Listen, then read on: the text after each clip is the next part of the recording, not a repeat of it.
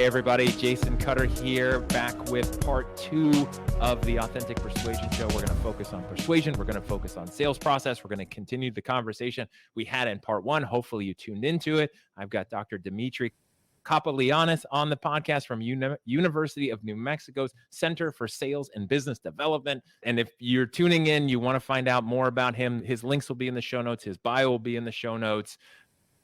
And let's just jump into it. So towards the end of the first conversation, it was very interesting and very fun for me because, like, on my side, I'm thinking, okay, let's talk about authenticity, then let's talk about the sales process, and then part 3, we'll talk about the future of sales. But you can't talk about one without the other and how it relates. And I love that I'm asking you about authenticity and you're answering with a sales process that the buyers want, which is the authenticity. It's like the question is the answer, kind of a weird loop.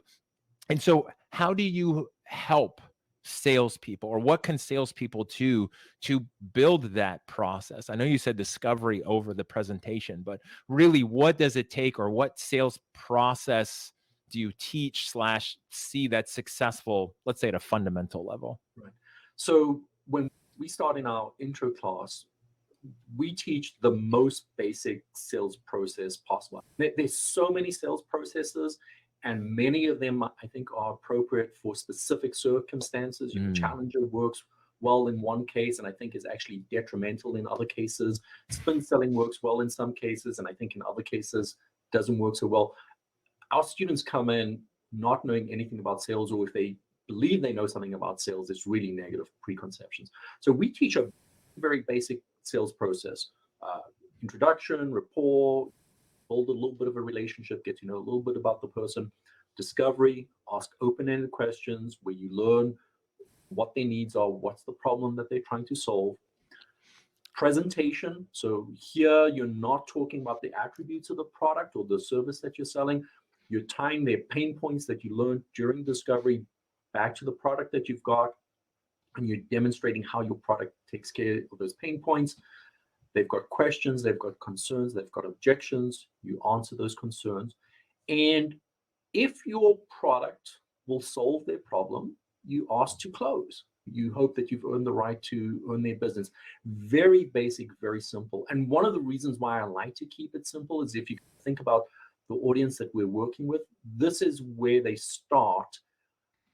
And it's like learning to ride a bicycle. Learning to ride a bicycle is hard enough until you do it and you get that muscle memory. If I ask you to ride a bicycle and juggle the balls of spin selling at the same time, you're never going to do either one. So let's just strip it down to the absolute basic task that I'm learning you to, that I'm asking you to learn, that I'm asking you to master, and just get you doing that.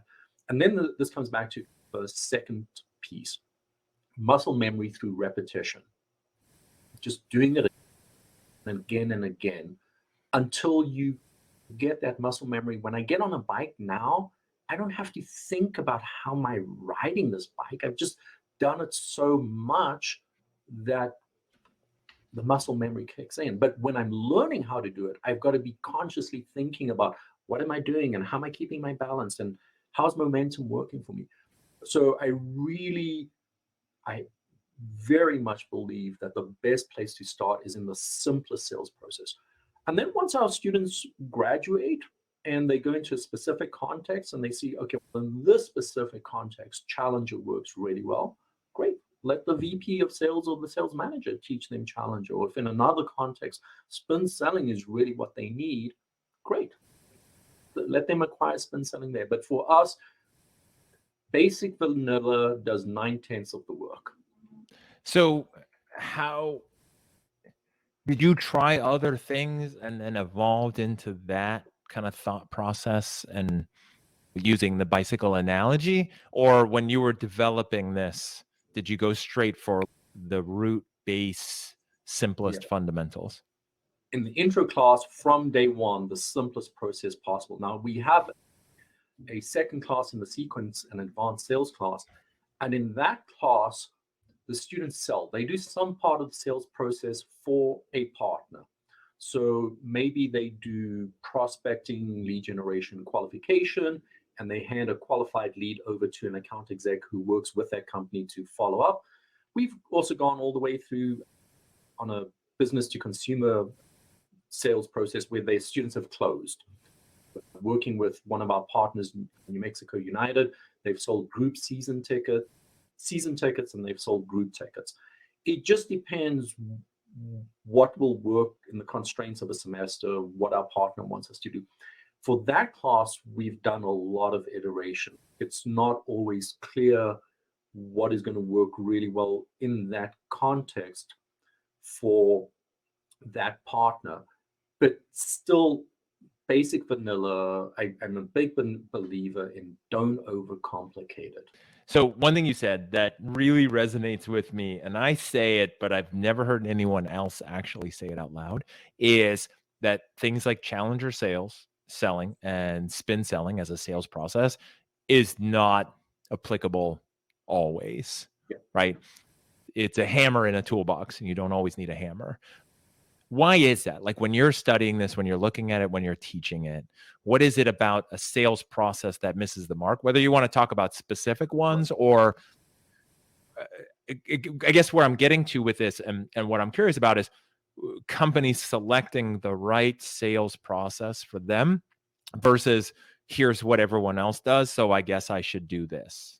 I'm not going to pick on one specific sales process. Many of them are really perfect in the right situation. What I think people don't always realize is you spend so much time in your context, in your silo, and you develop the perfect process for your silo that it's this an arrogance of self-centeredness. Like, I swim in water, everyone else swims in water. And then as soon as you're plucked out of water, you realize that, oh no, we're not all fish swimming in water. There are different situations and contexts. And what works in one context doesn't work in another context. And sales is a context-specific discipline. The basics of the process, I think, apply everywhere. But to fine-tune the process and make it more effective really does depend on the context that you find yourself in. So, for example, going back to the earlier conversation that we had in part one, B2C versus B2B, a lot of B2C is going to be transactional. You've got this one opportunity, and you want to walk the person all the way through that sales process from building some rapport to attempting to close in one go, if you can, if that's right for the buyer. Most B2B, you cannot put a solution in front of the customer immediately after discovery, especially as the problem gets more complex. You go, okay, thank you for this opportunity to learn more about you and your company. I'm going to go away now and construct a solution for you. And I would like the opportunity to come back and present that potential solution for you. So just as simple as B2C versus B2B changes the process. Within B2B, is there a single person who has the authority to make the decision? That looks like one kind of process. Or are you really working with a buying center where you need to map out the people in the buying center? And are they gatekeepers? Are they influencers? Are they deciders? Who will be your champion in the buying center and help you map out that buying center? So even within the context of B2B, we've now got two very different kinds of processes that require two different kinds of skill sets. So I think it's really just a question about understanding that context matters so much in sales. Yeah, and I think that's so true. And I love what you're saying about the silo and the kind of the arrogance that happens, which is like, this is what we do and this is what everyone should do or believe. And then there's all kinds of different scenarios and contexts. And you're right. Again, no one would use something like Challenger or Spin necessarily in a B2C context. Definitely, probably not, unless it's just a more complicated B2C sale. Right. But it makes sense over here versus over there. One thing you mentioned to me is that the authenticity and obviously versus something like manipulation. Where is that line and how do you teach your students that line when you're teaching them sales process? Yeah. So within the sales process, I do actually explicitly teach a section on influence and persuasion. And the work that I turn to is from a professor of mine at Arizona State University, Robert Cialdini. professor of social psychology at Arizona State University. And he's really known for being an expert on influence and persuasion. And he has 6 universal principles of influence and persuasion. And so whenever I start teaching this, it's like these principles of influence and persuasion are shown to help get you to yes, not universally, not always. It's not I'm Dumbledore at Hogwarts. I can teach you this magic incantation that if you just say these magic words, you'll get people to say yes against their will. But you're more likely to get them to say yes. And so the thing that I always say, I start off with, I'm going to teach you some really strong, powerful, universal principles of influence and persuasion. But let's talk about ethics first, right?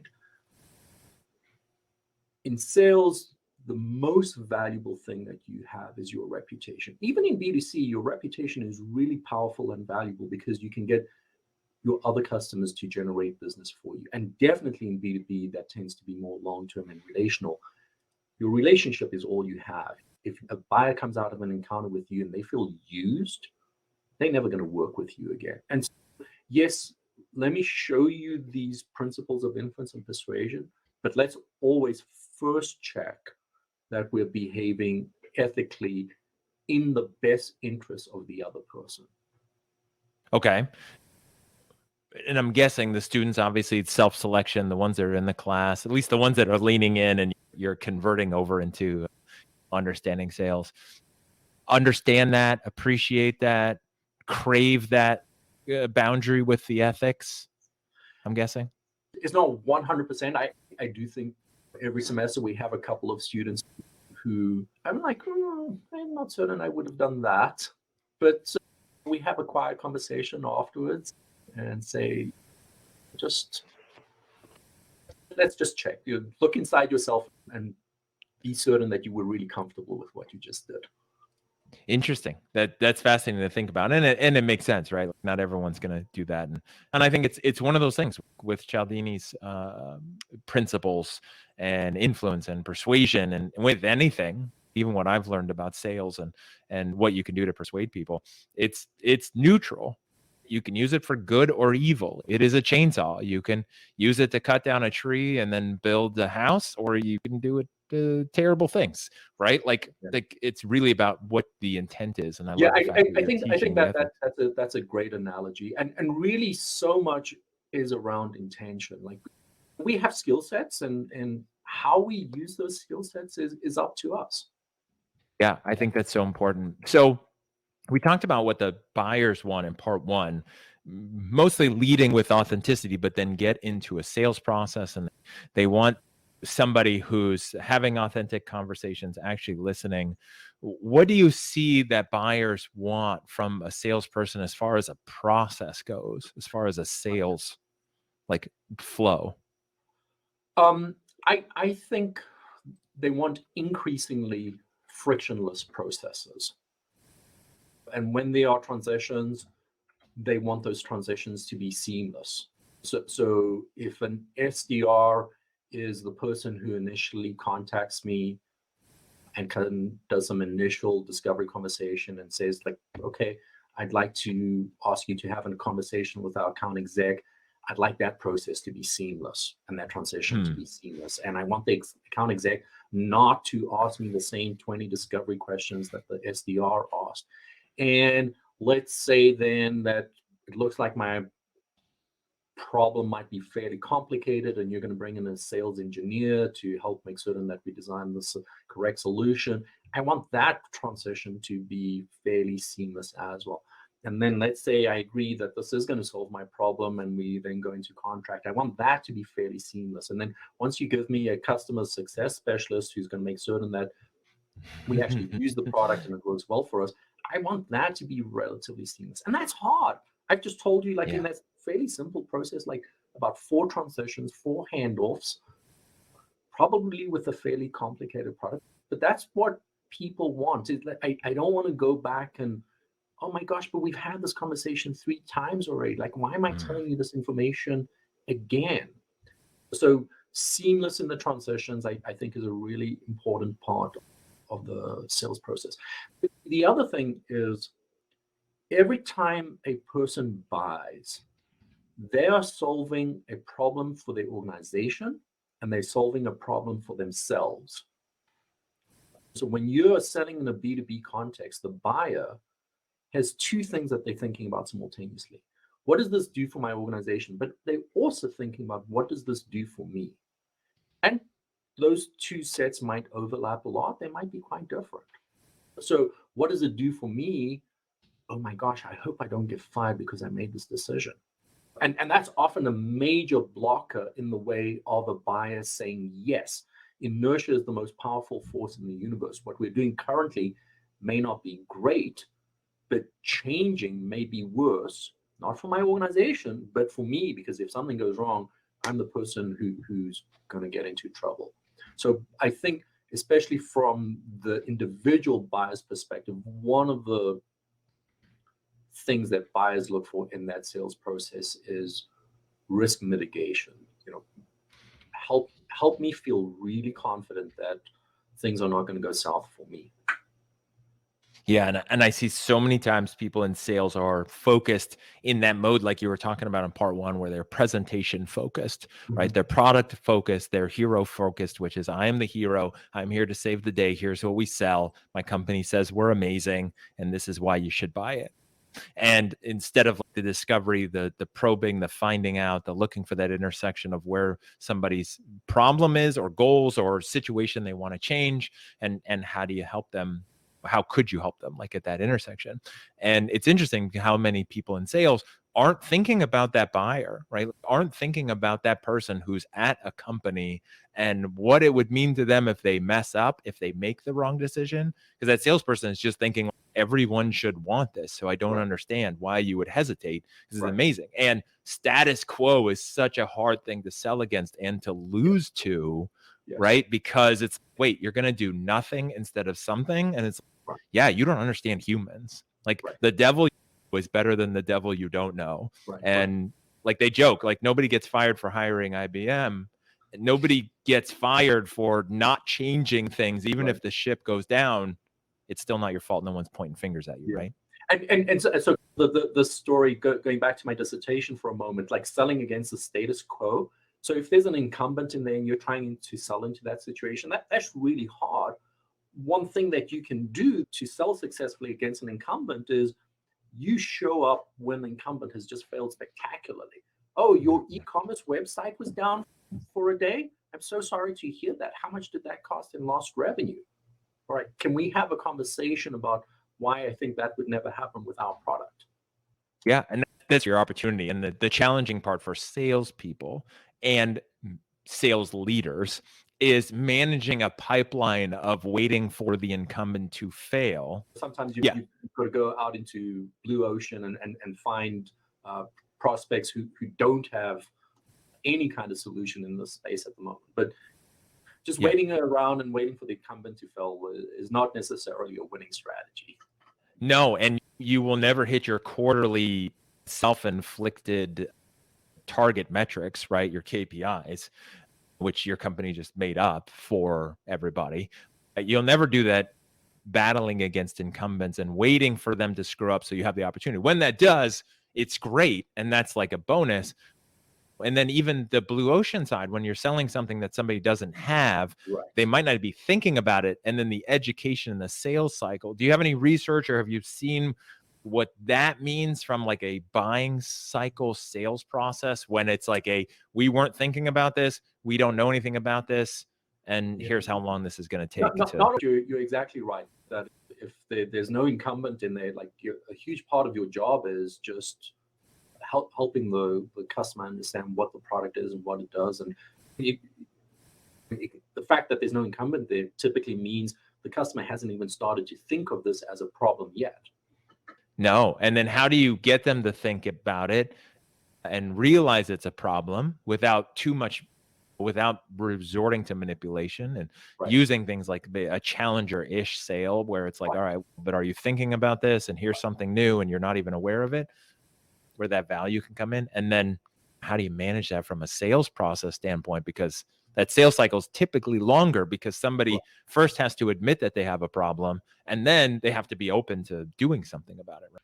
Yeah, and so I think that a lot of that gets to funnel management and having a lot of opportunities in the funnel. What do you think keeps people from buying, other than what you were just talking about with an incumbent, and it's just safer and maybe better to do nothing and not upset anything? But why else are people, like, why do they not buy? Yeah, so again, I would distinguish between people for individual personal reasons saying no for reasons of the company. So let's start out on the company side. You don't see the value. You don't see the return on investment.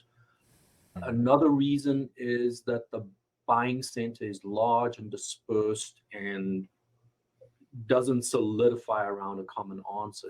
Maybe we have two camps who have two different preferences, and to make either one of these two choices would just unleash a firestorm between the two camps. So let's do nothing. Maybe even let's go to a third vendor who's neither of our preferred vendors, but then we don't feel that we lost to the other camp. So the politics of buying centers might be one reason why organizations don't buy.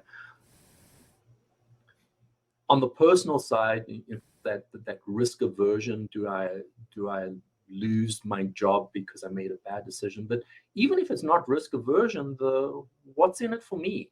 If I'm going to spend all this time championing you and shepherding you through our buying process, how is my life going to be better off afterwards? And if my life isn't going to be better off afterwards, why would I spend my time helping you through our buying process?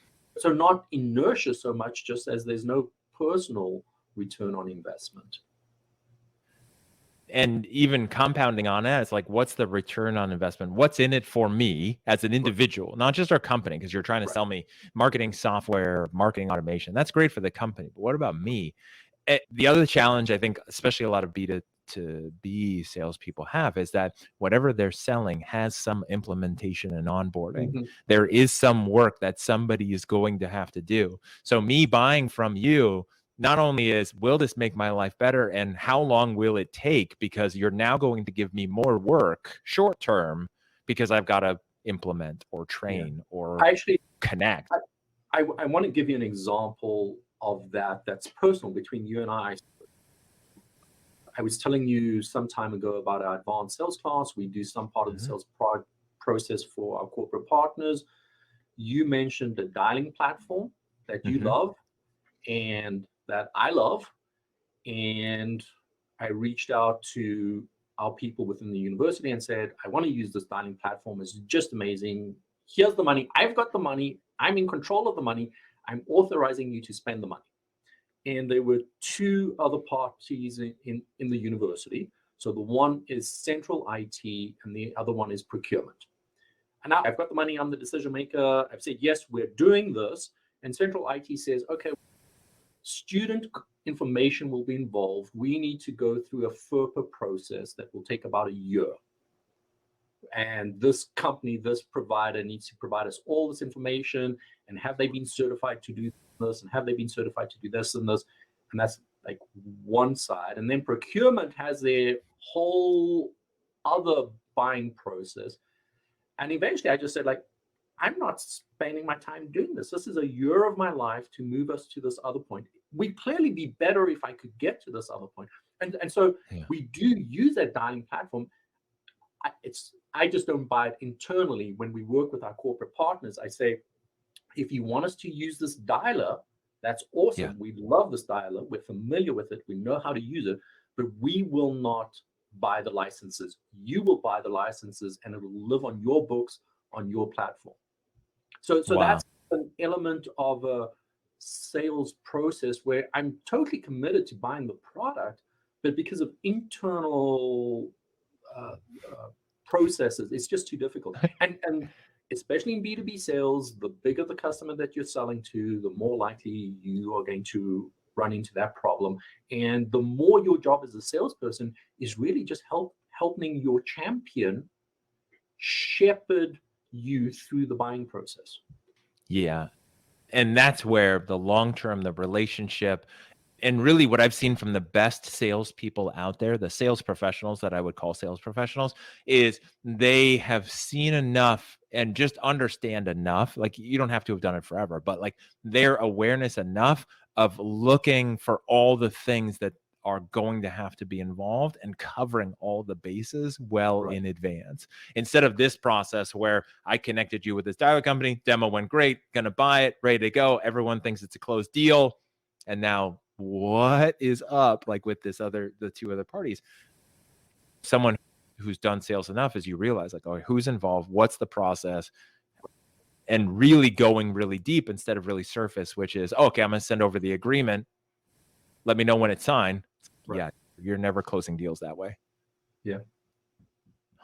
That's so wild. Any final thoughts as we wrap up this conversation on persuasion and sales processes? It goes back to the first part: be authentic, be genuine, be sincere, be ethical. I love it. I think that's perfect. For people who want to connect with you, they can do so on LinkedIn. So it's Dimitri Kapolianis. And again, the link will be in the show notes, the University of New Mexico sales program, salescenter.mgt.unm.edu. Now it's just fun to say.